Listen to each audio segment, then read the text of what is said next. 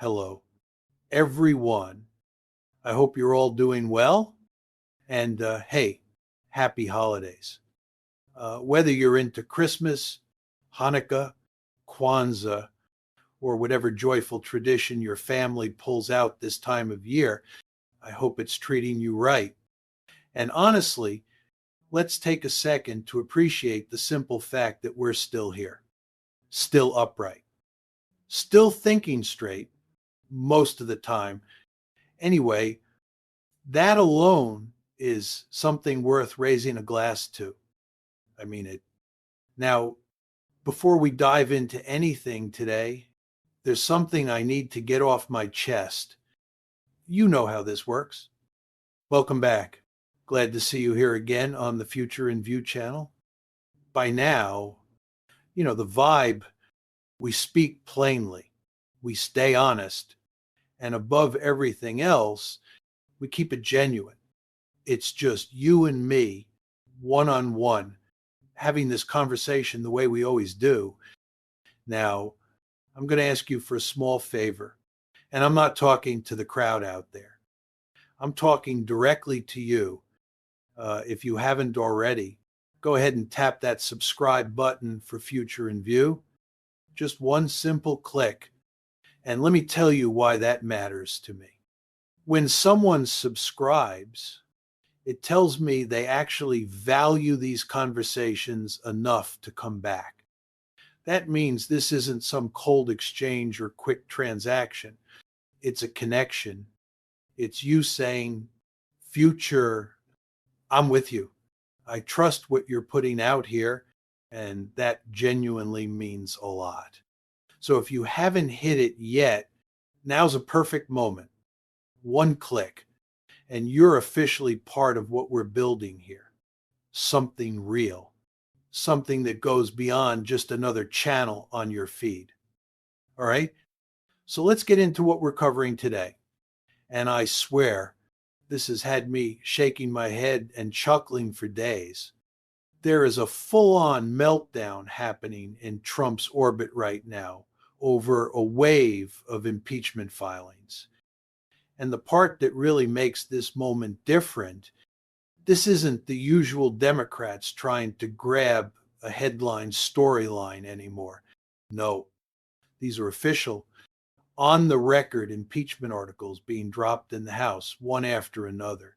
Each of them packed with specific allegations and constitutional claims that are starting to make people sit up and pay real attention. And Tira, let me paint the picture for you so this all makes sense. Roll back to April, not that long ago, when Michigan Representative Sri Thanadar stepped onto the House floor. And remember, this isn't some TV pundit or social media firebrand. This is an actual sitting member of Congress. He didn't come with sound bites. He came with 7 separate articles of impeachment aimed straight at Donald Trump. 7.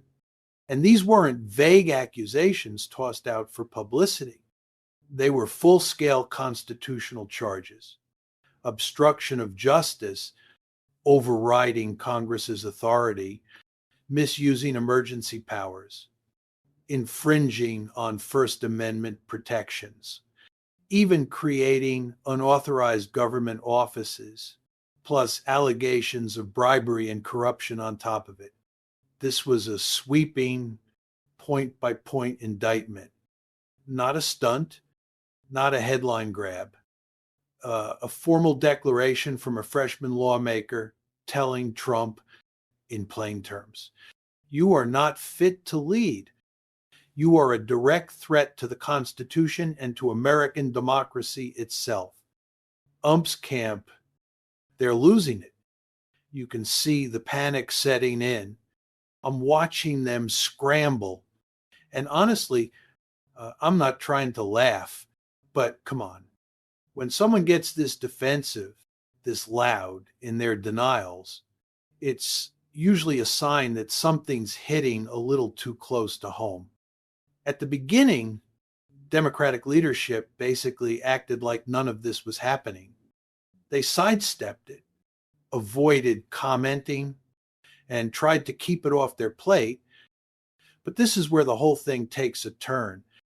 Not even a month later, along comes Congressman Al Green from Houston, a man with a long track record of confronting Trump head on.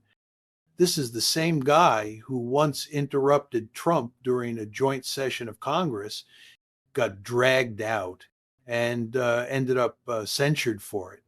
And what does he do? He submits his own articles of impeachment. Then, come November, Green steps up again and publicly declares he's preparing to introduce another round of impeachment articles. And he's promising to drop them before Christmas, before the holidays even begin. Think about that.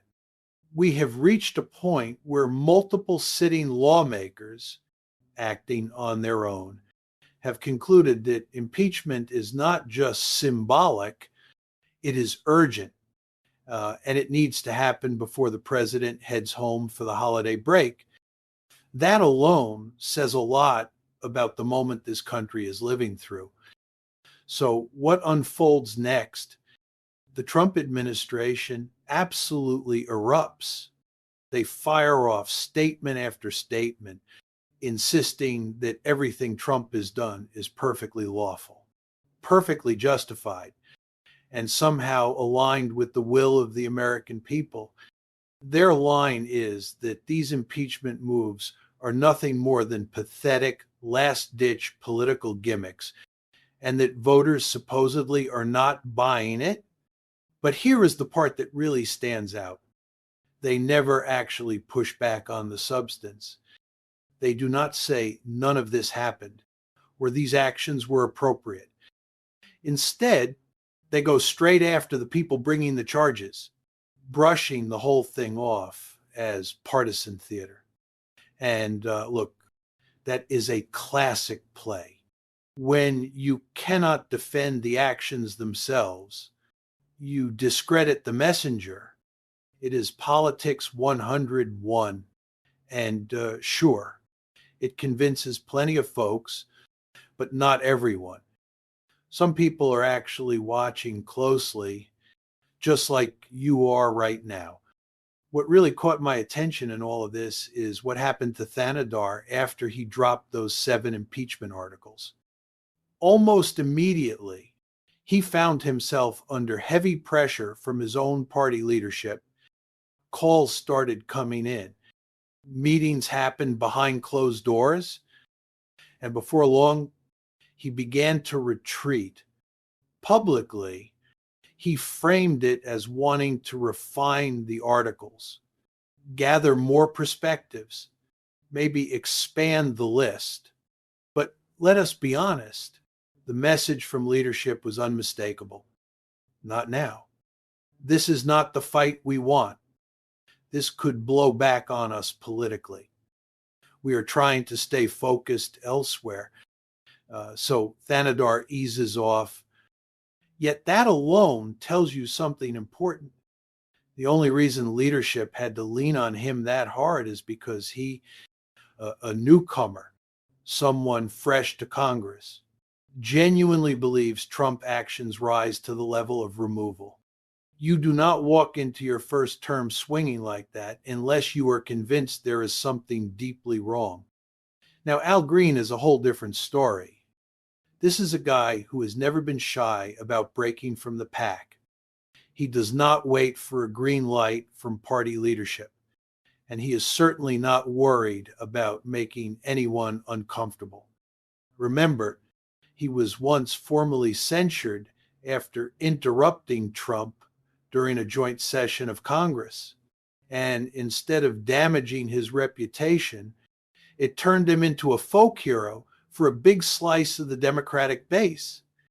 So when Al Green steps forward and says he is filing impeachment articles, and then follows that by announcing he intends to file even more before Christmas, he means every word. He is not following a script. He is not checking with leadership. He is not calculating the political cost. He sees Trump as an authoritarian figure, as someone steering the country toward dangerous territory. And he believes Congress has a responsibility to act. And here is the part